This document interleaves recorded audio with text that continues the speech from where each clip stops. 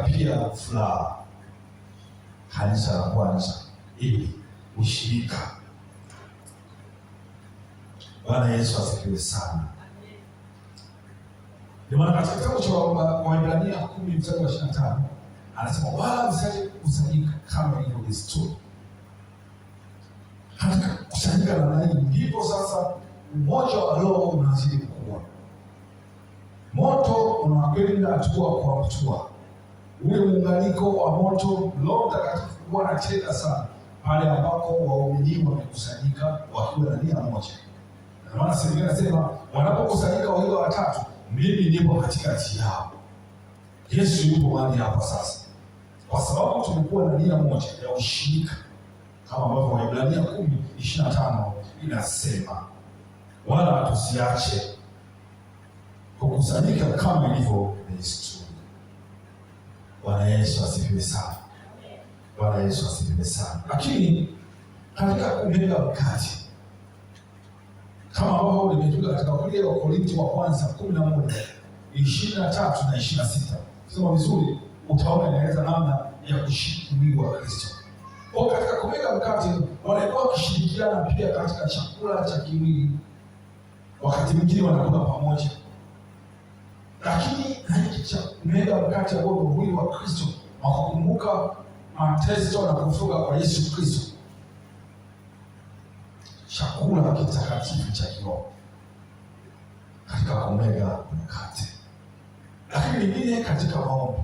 Walikuwa na maombi binafsi, walikuwa na maombi ya ushirika kama walidumu. Biblia inasema walidumu, hawafanya leo wakaacha. Yalikuwa ni maisha yao. Tukifanya namna hiyo inatufanya Roho Mtakatifu tena ule moto ule kuwepo kucha kwa upya. Bwana Yesu asifiwe sana. Kingine, tii sauti ya Mungu na tenda mapenzi yake kwa ujasiri. Tii sauti ya Mungu. Tumeona zile sababu ambazo pia zinafanya Roho Mtakatifu kumzimisha ni kutokutii sauti yake, maonyo yake. Yakobo 1:22 anasema, lakini iweni watendaji wa neno na wala si wasikilizaji tu, iweni watendaji wa neno. Neno la Mungu linaposema, Roho Mtakatifu anaweza kuzungumza na sisi kwa njia nyingi, kwa njia ya neno, kwa njia ya sauti ndani yake, kwa njia ya mtumishi mwingine. Anaweza kumtumia mtumishi yeyote juu ya maisha yako, au yeye mwenyewe akazungumza na wewe. Bwana Yesu asifiwe sana. Katika mambo yote inapimwa katika kiwango cha neno la Mungu, imefungwa kwa neno la Mungu. Kwa sasa tukiwa wasikilizaji na watiifu katika neno la Mungu na kusikia kile ambacho Roho Mtakatifu anazungumza, tunaanza kuamsha. Tendo moja la utii linaamsha, linawasha moto wa kiroho.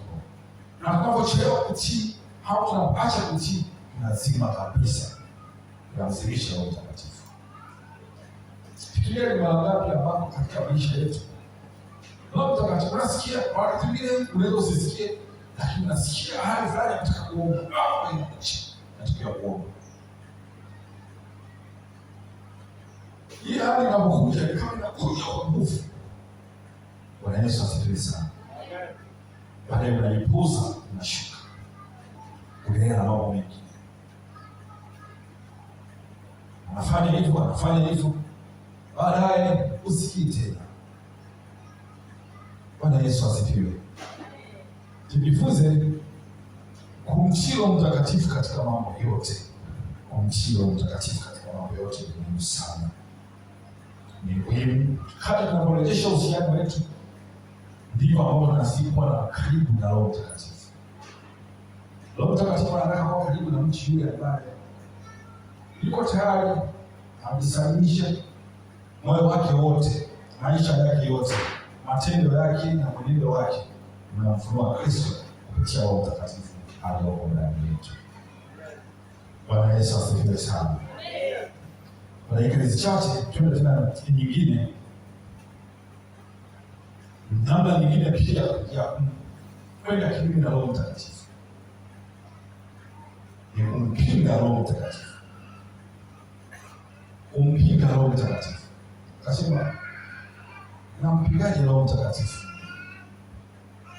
Na mimi nimeokoka, nampenda Yesu. Kila mtu kimuuliza, nimeokoka na nampenda Yesu.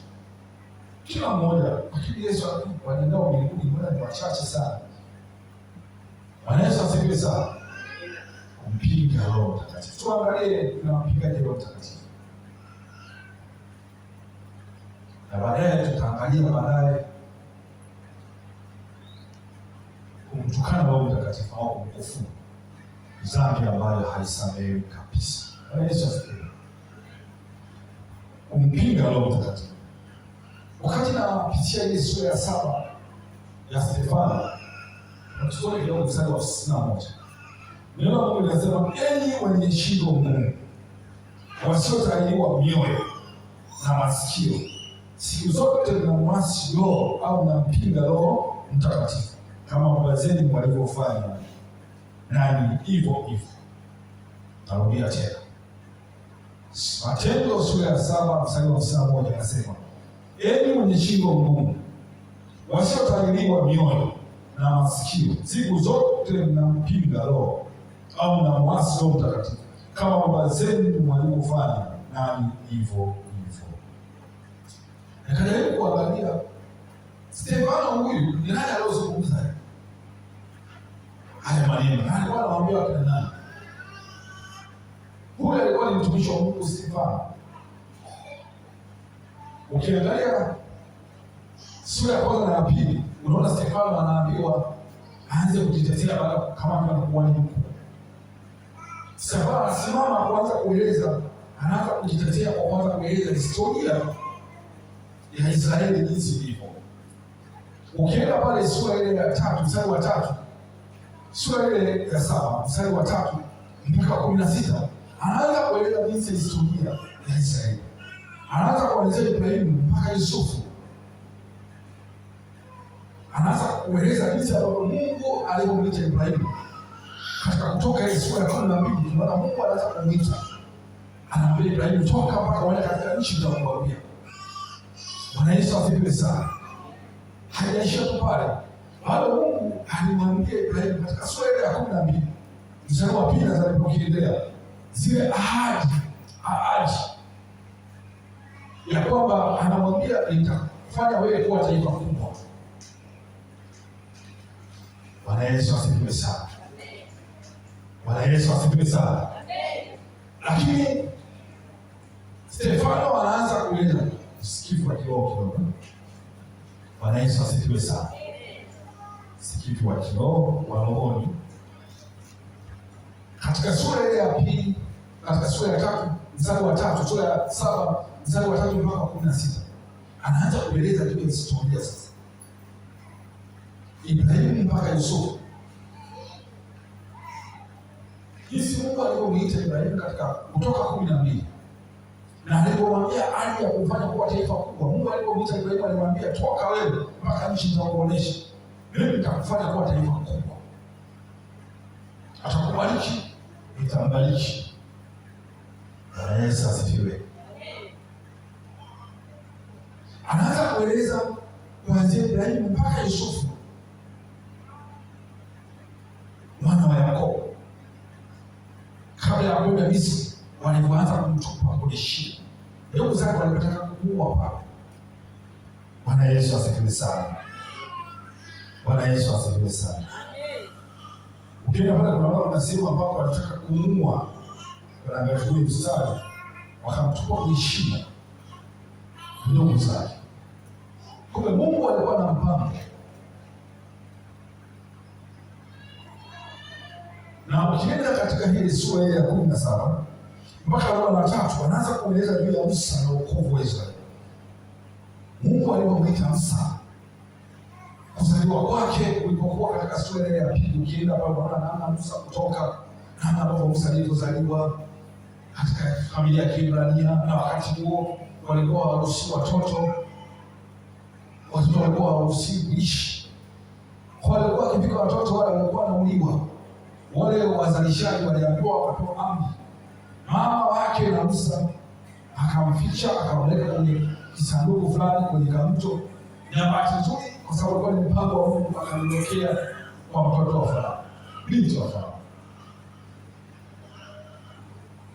Musa akachukuliwa, akaishi, akajifunza, akaishi kwa mfalme wa Farao, akaishi maisha ya kifalme, lakini hakusahau alikotoka. Ndani yake alijua kabisa yeye ni Mwebrania, yeye anapaswa kumwabudu Mungu wa Israeli. Bwana Yesu asifiwe sana. Bwana Yesu asifiwe sana. Kwa hata wakati fulani majira ilipotimia, alitaka kwanza kuonesha Mungu alimwita, wale wana wa Israeli walimkataa. Ndipo akaanza kukimbia sasa katika kule Midiani, akakaa miaka 40. Wakati fulani ulipowajia, tunaona Mungu anamtokea, akakutoka sura ya 3, mwana mstari wa hapo utaona vile kuna kichaka hicho kinawaka moto. Mungu akamtuma tena kwa ajili ya ukombozi, kwenda kuwakomboa wana wa Israeli. Kwa ukisoma ile 17 mpaka 43 utaona sasa historia hiyo anaanza kuielezea. Lakini 44 mpaka 50 tunaona anaanza kueleza pia habari ya hekalu na uwepo wa Mungu. Stefano anaanza kueleza Mungu hayupo tu kwenye jengo, Mungu yupo pia kwenye mioyo. Anaanza kuambia namna ambavyo tunapaswa kuishi maisha matakatifu, kwamba hekalu sasa ni moyo wako. Anaanza kubadili mtazamo. Ukisoma pale na 51 mpaka 53 ndio anasema sasa, anaanza kutoa lawama kwa viongozi wale kwamba walimuua Yesu, wameua manabii, na hata sasa wamekana Yesu na kumuua. Ndio sasa unaona sura ya 51 anasema, mwenye shingo ngumu, watu wote walio mioyo na maskini, siku zote mlimwasi Roho Mtakatifu kama baba zenu walivyofanya hivyo. Bwana Yesu asifiwe sana. Kumpinga Roho Mtakatifu ni nini? Kumpinga Roho Mtakatifu ni nini? Kumpinga Roho Mtakatifu ni kuasi, hakupinga au kukataa uongozi wa Roho Mtakatifu katika maisha yako. Kuasi au kupinga au kukataa uongozi wa Roho Mtakatifu ndani ya maisha yako au katika kanisa ni hali ya moyo mgumu isiyotaka kubadilika, isiyotaka kumpa Yesu, kumpa Roho Mtakatifu maisha yake. Moyo unageuka unakuwa mgumu, hautaki tena kufanya yaliyo. Fikiria maisha yako yakoje. Fikiria tu, jinganishe na namna ambavyo neno la Mungu linavyotuambia. Neno kuasi inatoka katika lugha ya Kigiriki, inasema antipito. Inamaanisha kupiga kwa nguvu au kusimama kinyume na Roho Mtakatifu. Kupiga kwa nguvu au kusimama kinyume na Roho Mtakatifu. Si lazima ujue neno la Kigiriki, lakini jua tu kwamba tunamwasi au tunampiga Roho Mtakatifu kwa kwenda kinyume na Roho Mtakatifu. Kupiga au kwenda kinyume na Roho Mtakatifu anapotaka sisi tufanye. Mtu anayempiga Roho Mtakatifu asikii tena sauti ya Mungu kwa uasi, kwa sababu Roho Mtakatifu anapoachia maonyo ndani yetu, akiona hatusikii, ile sauti yake ya kuzungumza inaanza kupungua, ishio utapata kumzimisha. Tumempiga, hatusikii tena. Kwa hakuna tena uongozi wa kiroho. Mtu huyo anakuwa gizani, hasikii tena sauti ya Mungu. Bwana Yesu asifiwe sana. Kwa sasa Roho Mtakatifu anapokuwa anaongea na sisi ndani yetu, hizo ni kwa wazo, lakini ndani yake ni ule utulivu wa kiroho ambao utokani kabisa na roho yako. Bwana Yesu asifiwe sana. Kwa sauti, kwa namna nyingi, kwa neno la Mungu. Tusianze kujitetea. Twende mbele za Mungu kwa toba. Kwa kweli Roho Mtakatifu nimekosea. Hata unapokuja katika ibada, yeye ni mwaminifu. Ukiona hata umekaa siku nzima unaona katika hali ya maombi ngumu kabisa, mwambie Roho Mtakatifu nimekosea. Nenda piga magoti, mwambie Roho Mtakatifu nimekosea. Naona ushirika wangu na wewe hauko vizuri. Nimekosea. Piga magoti, omba toba. Usijisabie haki usitetee. Mungu anaangalia moyo wa watu mnyenyekevu. Ndio maana Mfalme Daudi alipendwa na Mungu kwa sababu alikuwa mnyenyekevu. Bwana Yesu asifiwe tena. Waisraeli walimkataa Yesu, kama tunasoma katika Isaya 53:10, lakini wao waliasi wakamfurisha Roho wake Mtakatifu. Kwa hiyo akageuka na kuwa adui yao akapigana nao. Kwa hiyo mtu anaweza kumpiga Roho Mtakatifu kwa kukataa kutii neno la Mungu. Neno la Mungu linatuambia hivi, akataa kutii. Kupiga mafundisho ya kweli neno la Mungu. Tutu mafundisho ya kweli mtu anapiga. Bwana Yesu asifiwe sana. Kupuuza mwito wa toba. Unasikia ndani yako kabisa hapa nimekosea. Baada ya kwanza kurudi kwa toba. Inapita siku tunaanza kuomba. Unaomba kawaida. Yasoma neno kawaida. Wiki imekaa tunakuja kusoma Jumapili. Tunaona kawaida. Piga magoti. Ukipiga magoti unamruhusu Mungu aweze kukusaidia. Ukisimama imara, yeye Mungu anakutazama. Bwana Yesu asifiwe sana. Waebrania 3:7-8 anasema, kwa hiyo kama Roho Mtakatifu asema, leo mkisikia sauti yake msifanye migumu mioyo yenu. Neno hili linatoka sawasawa na Zaburi ya 95 mstari ule wa 8 na wa 10, anasema wala msifanye mioyo migumu kama kule milima. Buka milima kusoma katika Kutoka sura ya 7. Mstari wa 1 na wa 7, unaona pale ambapo Musa alipopiga ile maji akatoka. Milima na kuzunguka pale. Ilikuwa ni sehemu ya mabishano. Ilikuwa ni sehemu ambako ya kutusikia sauti ya Mungu na maelekezo. Ndio anasema msifanye mioyo yenu kuwa migumu kama kule milima ya uasi. Anatuambia pia leo hii tusifanye mioyo yetu kuwa migumu tunaposikia neno la Mungu. Neno la Mungu linapozungumza, yeye anasema anamwangalia yule mtu ambaye anaposikia neno la Mungu anatetemeka na kuogopa. Lakini leo hii neno la Mungu linazungumzwa, lakini bado mtu anachukua kawaida, anachukulia mazoea. Mungu hazoeleki. Mungu ni rafiki, lakini pia hataki kushusha nafasi yake ya uungu. Nafasi ya uungu itabaki pale pale, yeye Mungu. Bwana Yesu asifiwe sana. Amen. Yesu asifiwe sana. Amen. Tusiwe watu wa namna hiyo. Hasa za kumpiga Roho Mtakatifu ni kukosa amani. Kutoka ndani yako tuna amani na furaha. Kwa nini mpige? Kwa nini uishi maisha kwa kutokosa amani na furaha ndani yako? Furaha katika Roho Mtakatifu inawepo ndani yako. Ukikosa Roho Mtakatifu unakosa amani. Una furaha tena. Unajielea tu mwenyewe unavyoona. Umekosa connection. Mfalme Daudi anasema wala usimwondolee Roho Mtakatifu, usimtenge na uso wako. Amani na furaha aliyokuzoea Mungu iliondoka. Bwana Yesu asifiwe. Kupoteza unyenyekevu wa moyo. Yote ambayo unaona Roho Mtakatifu halipo tena. Unyenyekevu wa moyo unapotea. Hana tena unyenyekevu aliokuwa nao wa moyo. Hasa Bwana Yesu asifiwe sana. Kukosa unyenyekevu, kutengwa na kushika Roho Mtakatifu. Unatenda kushika. Unaanza kuipenda dunia. Ulikuwa unaweza kushika tamaa ya zinaa, unaanza tena kushangaa, unaanza kuwa na tamaa tena. Bwana Yesu asifiwe. Unaweza kuwa kama mtu mwingine wakati mwanzo wewe ushatoka. Na dalili ya kwamba wewe Roho Mtakatifu hayupo, umeshazimisha.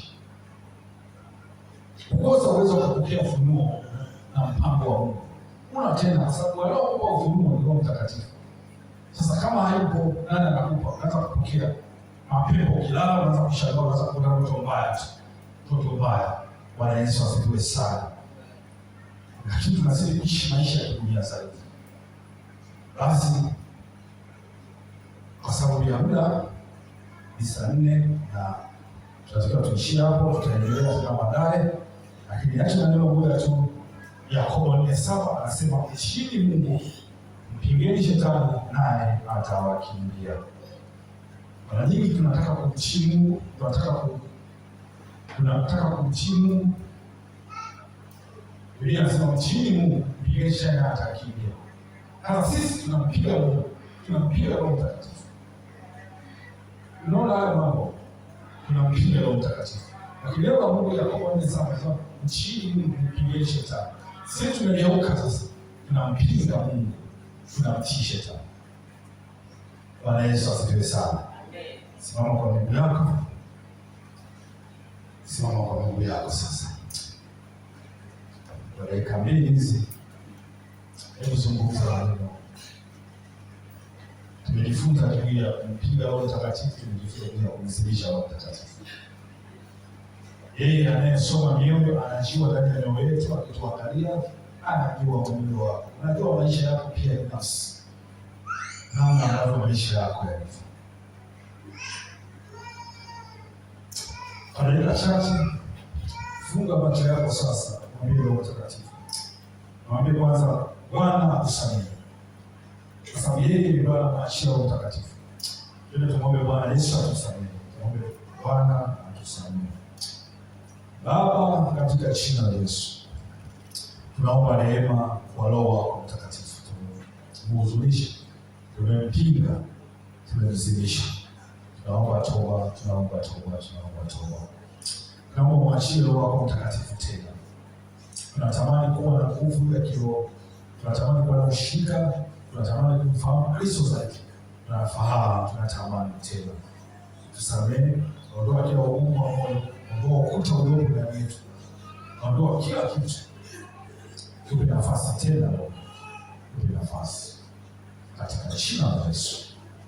Twende sasa tuombe Roho Mtakatifu tena msamaha kwa sababu tumekosea, akae tena ndani yetu. Roho Mtakatifu, tunaomba samahani, tunaomba samahani tumekosea wewe. Tazama tumekuhuzunisha, tazama tumekupiga, tazama tumekuzimisha. Tunakupa nafasi tena ndani yetu, karibu tena ndani yetu. Tupe nafasi tena, karibu. Nakupa moyo wangu, nakupa maisha yangu, nakupa mwenendo wangu, nakupa kila kitu. Naomba utawale tena moyo wangu, utawala maisha yangu, na kukaribisha Roho Mtakatifu. Asante Baba, katika jina la Yesu Kristo wa Nazareti, mtakatifu na Bwana, Mungu wa majeshi mtakatifu. Asante kwa ajili ya neno hili. Nakushukuru mtakatifu, ninaomba kwa ajili ya watoto wako hao. Ninaomba tena nguvu ya kushinda, tusiweze kukupiga, tusiweze kukudhimisha, tusiweze kukuhuzunisha kwa namna yote ile. Huku tukiishi maisha matakatifu ya kupendeza siku zote za maisha yetu. Katika jina la Yesu Kristo. Unapoendelea, naomba achia nguvu zako, achia uwezo wako, achia mamlaka yako, achia uzilisho wako, achia nguvu zako zitende kazi. Katika jina la Yesu tunapoendelea, tunatamani kuona kwa nguvu na mamlaka neno lako, uwezo wako, na kukamilisha Roho Mtakatifu. Katika jina la Yesu, leo tunatamani kuona kwa nguvu kitenda kazi katikati yetu, ukidhihirisha katikati yetu. Kwa jina la utukufu, kwa jina la Yesu Kristo wa Nazareti, mzilishe Kristo, mzilishe, achilia ishara na ajabu na nguvu na uwezo katika jina la Yesu. Amen. Mungu awabariki sana.